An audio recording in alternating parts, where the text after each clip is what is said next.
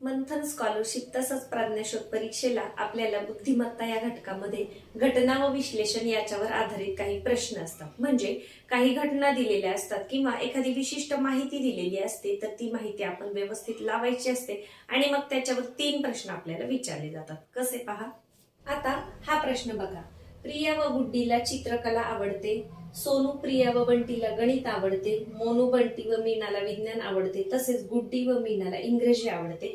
तर या माहितीवरून दिलेल्या प्रश्नांची उत्तरं लिहा असं सांगितलेलं असतं आणि त्याच्यावर 3 प्रश्न तरी आपल्याला विचारलेले असतात. म्हणजे एकदा तुम्ही ही माहिती व्यवस्थित त्याचं कच्चं काम केलं की हे 3 मार्क जे आहे ते तुम्हाला अगदी सहज मिळतात. आता हे फक्त असं वाचून सोडवायचं नाही किंवा हे कोणाला काय आवडतं, याच्यासाठी थोडंसं कच्चं काम आपल्याला कसं करायचं.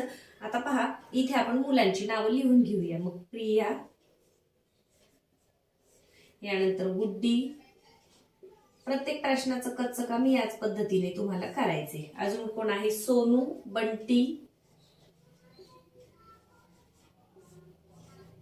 सोनू, बंटी, मोनू आणि मीना. म्हणजे भरपूर जण आहेत पहा.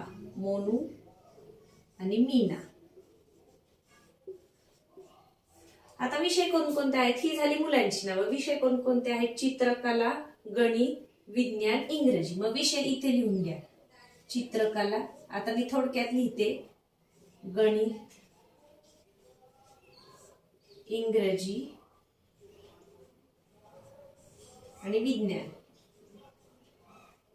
4 विषय आहेत. आणि कोणाकोणाला काय आवडतं, मग काय करायचंय, आपण पटकन या पद्धतीने कच्चं काम हातानेच करून घ्यायचं आहे. हातानेच रेषा मारायच्या आहेत. म्हणजे थोडक्यामध्ये इथे छोटासा आपण काय करणार आहे, तक्ता तयार करणार आहे किंवा टेबल तयार करणार आहे. आता पहा, प्रिया व गुड्डीला चित्रकला आवडते. कुठे आहे प्रिया आणि गुड्डी? आता चित्रकला त्या दोघींना आवडते ना चित्रकला, मग प्रिया आणि गुड्डी या पद्धतीने खूण करा.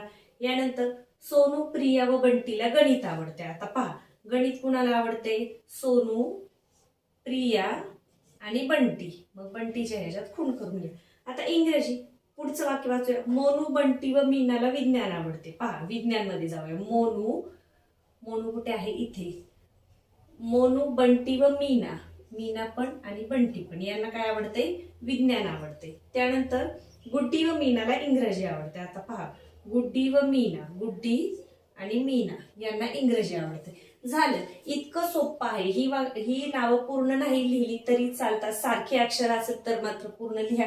उभ्या बाजूला आपण विषय मांडून घेतले, या बाजूला आपण मुलांची नावं मांडून घेतली आणि कोणाला काय आवडतं तर प्रत्येकाच्या ह्याच्यामध्ये आपण खूण केली. आता आपल्याला माहितीये चित्रकला कोणाला आवडते? प्रिया आणि गुड्डी. गणित कोणाला आवडते? प्रिया, सोनू, बंटी. इंग्रजी कोणाला आवडते? गुड्डी आणि मीना. यानंतर विज्ञान कोणाला आवडते? पहा, बंटी, मोनू आणि मीना. या पद्धतीने हे कच्चं काम दिसायला मोठं वाटतं पण ते खूप सोपं आहे आणि अगदी पटकन होतं.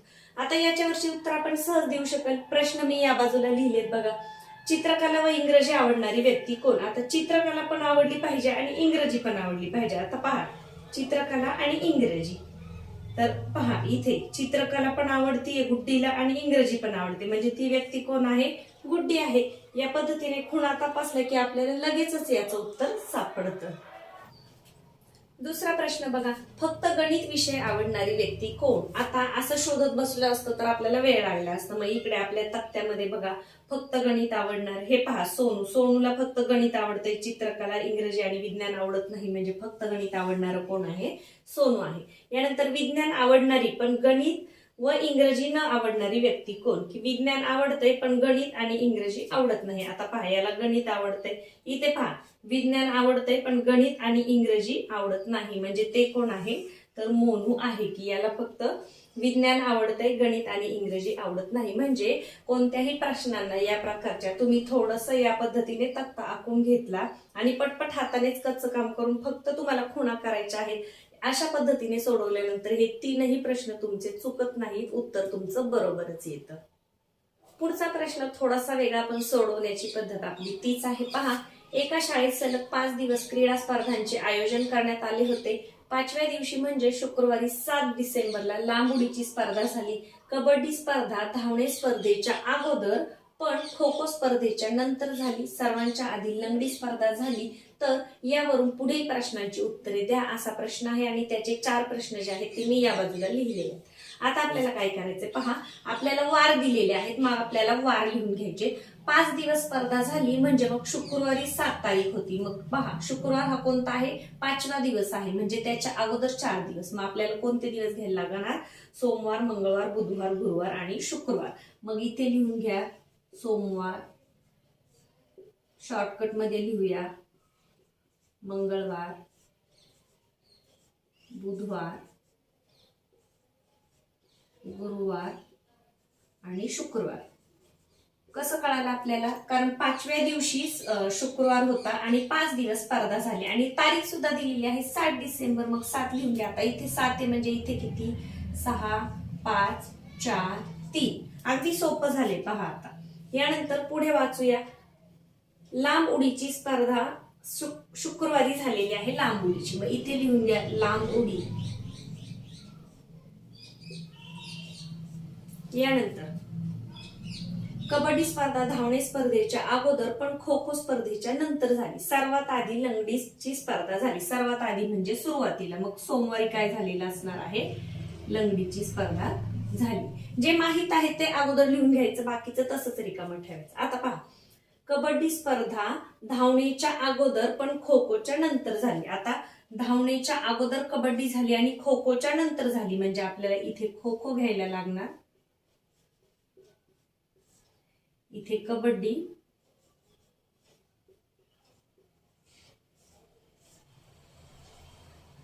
कबड्डी स्पर्धा धावणेच्या अगोदर आणि धावणे कबड्डी नंतर. पहा, अगदी काही वेळामध्येच आपलं कच्चं काम करून झालेलं आहे. आता आपण 4 करू शकतो. कसं केलं, सुरुवातीला शुक्रवारची तारीख आपल्याला माहिती आहे, त्याच्यामुळे आपण शुक्रवारी 7 तारीख दिली. 5 दिवस स्पर्धा होत्या म्हणून आपण 5 वार लिहून घेतले. तारखा सुद्धा मांडून घेतल्या, कारण एखादा प्रश्न तुम्हाला तारखेवर सुद्धा असतो.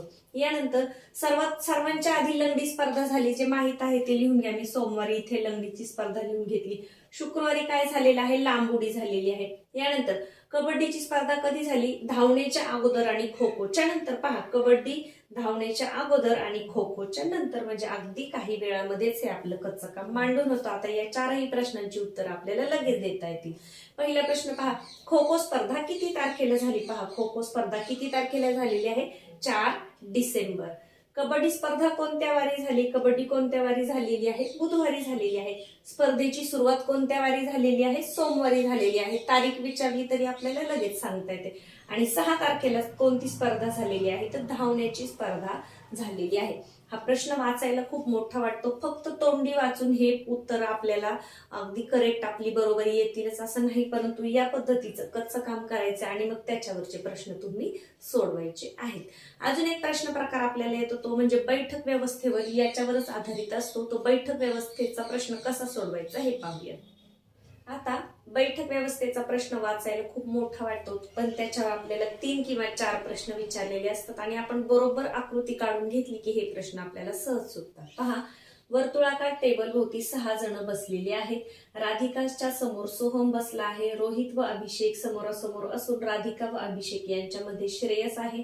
निकिता राधिकाच्या उजव्या बाजूला, रोहित नंतर बसलेली आहे. तर पुढील प्रश्नांची उत्तरे द्या असा प्रश्न आहे. तर आता इथे असं दिलेलं नाहीये की ते याच्या केंद्राच्या बाहेर बघत आहेत, म्हणजे वर्तुळाकार टेबल आहे म्हणजे त्यांचं तोंड कुठे आहे, वर्तुळाच्या केंद्राकडे आहे. तर आपल्याला काय करायचंय, पहिल्यांदा टेबल काढून घ्यायचा किंवा वर्तुळ काढून घ्यायचं. आता या पद्धतीने मी वर्तुळ काढून घेतलं. 6 पाहिजेत ना आपल्याला. पहा, 1, 2, इथे काढा, 3, 4 आणि 5, 6. आता याच्या समोरचा कोणता असणार आहे, हा असणार आहे. लक्षात ठेवा, याच्या समोरचा हा आणि हे दोघे समोरासमोर. आता हे असं रेषा नाही मारल्या तरी चालेल, पण तुमच्या लक्षात यावं म्हणून मी सांगते.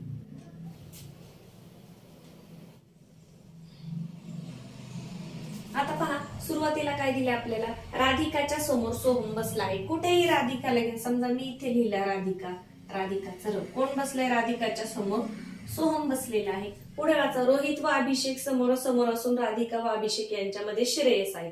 आता श्रेयस आपण इकडे ठेवणार का इकडे ठेवणार माहित नाही, पुढचं वाचून घ्या. निकिता राधिकाच्या उजव्या बाजूला रोहित नंतर बसलेली आहे. आता राधिका इथे आहे, तिचं तोंड आतमध्ये आहे. निकिता राधिकाच्या उजव्या बाजूला, आपला जो उजवा हात आहे ती असते उजवी बाजू, आपला जो डावा हात आहे ती असते डावी बाजू. आता उजव्या बाजूला आहे पण कोणानंतर आहे? रोहित नंतर आहे. म्हणजे इथे आहे रोहित, इथे कोण आहे? निकिता. पहा, राधिकाच्या उजव्या बाजूला पण रोहित नंतर, म्हणून अगोदर रोहित लिहिलं आणि नंतर निकिता लिहिलं. ही आहे उजवी बाजू, आपला डावा हात ती असते डावी बाजू. यानंतर पुढे पहा, रोहित व अभिषेक समोरासमोर आहेत. रोहित व अभिषेक समोरासमोर आहे म्हणजे अभिषेक इथे असणार आहे. आणि काय म्हटले? अभिषेक व राधिका यांच्यामध्ये कोण आहे? श्रेयस आहे. पहा, अभिषेक व राधिका यांच्यामध्ये एक जागा राहिलेली आहे, तिथे कोण बसलेला आहे? श्रेयस बसलेला आहे. इथे तुम्हाला 4 जण देऊ किंवा 6 जण देऊ किंवा 8 जण देऊ असं जरी दिलं तरी या पद्धतीने रेषा काढून घ्यायच्या. उजव्या बाजूला म्हटलं की या बाजूने, डाव्या बाजूला म्हटलं की या बाजूने. जे माहित नाही ते लगेच लिहू नका. जे दिलेलं आहे व्यवस्थितपणे ते पहिलं मांडून घ्यायचं, म्हणजे उरलेले जे व्यक्ती आहेत त्यांच्या जागा आपल्याला निश्चित करता येतात. आता याच्यावर प्रश्न कसे आहेत का? निकिता सोहमच्या कोणत्या बाजूला बसलेली आहे? आता निकिता कुठे आहे? इथे आहे. सोहम कुठे आहे? इथे. म्हणजे या बाजूने जसं आपण स्वतः आहे असं गृहीत धरा. सोहमचा हा कोणता हात आहे? डावा हात आहे. म्हणजे निकिता सोहमच्या डाव्या बाजूला बसलेली आहे. अभिषेक विचारला असता तर तो कोणत्या बाजूला आला असता? या हाताला आला असता, म्हणजे उजव्या बाजूला आला असता. श्रेयसच्या समोर कोण बसले आहे? श्रेयसच्या समोर कोण बसले? निकिता बसलेली आहे. सोहमच्या उजव्या बाजूला कोण बसले? आता पहा, हा सोहम, ही डावी बाजू, ही आहे उजवी बाजू. सोहमच्या उजव्या बाजूला कोण आहे? अभिषेक बसलेला आहे. तर या पद्धतीने वर्तुळ काढायचे, आखून घ्यायचे.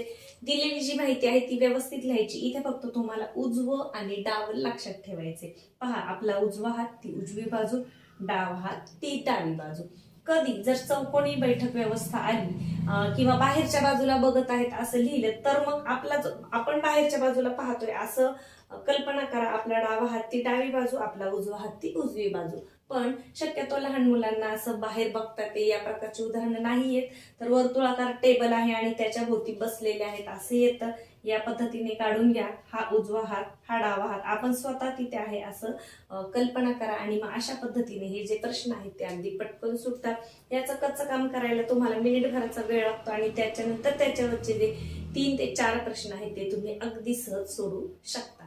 मला अपेक्षा आहे व्हिडिओ तुम्हाला नक्कीच आवडला असेल तर व्हिडिओला लाईक करायला विसरू नका. तुम्ही लाईक केल्यामुळे जास्तीत जास्त विद्यार्थ्यांपर्यंत हा व्हिडिओ पोहोचण्यासाठी मदत होते. चॅनलवर नवीन असाल तर सबस्क्राईब करा. धन्यवाद.